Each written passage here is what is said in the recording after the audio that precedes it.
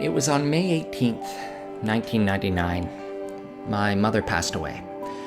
I was 21. She was just about 59, so just closing in on her 59th birthday. And on the night that she died, her sister-in-law came to the house as part of the family gathering around for comfort.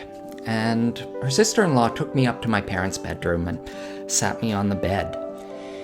And she reached up into the closet and pulled out a small bread bag.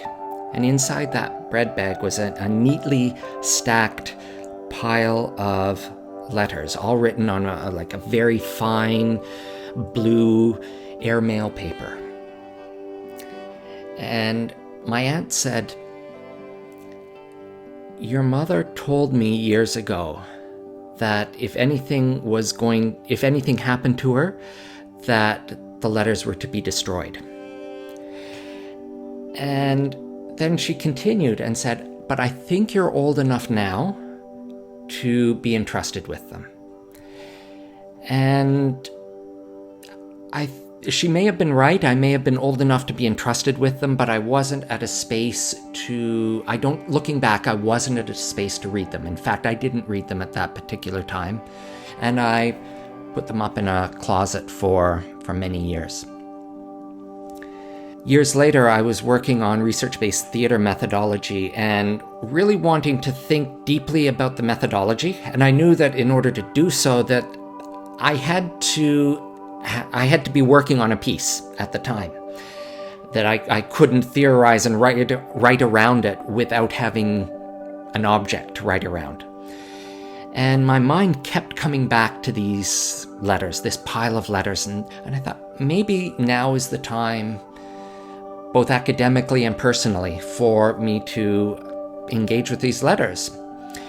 And so I began to write the script that became Homa Bay Memories through these letters, largely between my mother and grandmother, and as a way of unpacking what my mother's experience might have been as a CUSO volunteer in Kenya in the 1960s. CUSO being Canadian University Services Overseas. But not just that, inspired by my mother's stories of teaching in Kenya, I had gone to Kenya as a student teacher. And so not only did the play examine my mother's experience in Kenya as a teacher, but my experiences as a student teacher. Through that writing of the RbT piece, I was able to come to my mother in a different way, a way that I didn't know that I needed to do. As I did, I came to realize I was connecting with my mother's story, not just across time and place, but across mortality. I got to see a mother that I didn't know, that she was a young woman during this time. I was able to, in some ways, have a conversation of her life as a young woman that I had been denied because she hadn't had an opportunity to engage in those conversations prior to her death.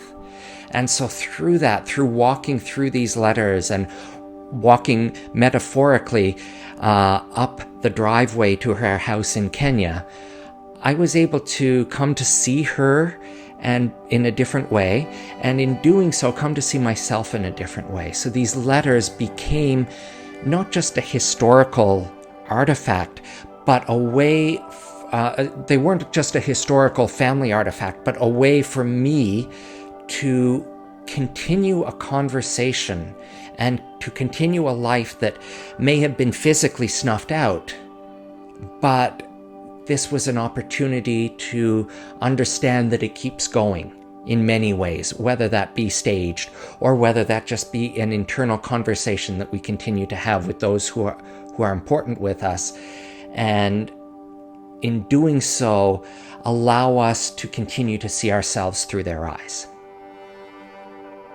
My name's Graham Lee. I work at the University of Manitoba as a professor of drama and theatre education, as well as a researcher in the field of research-based theatre methodology.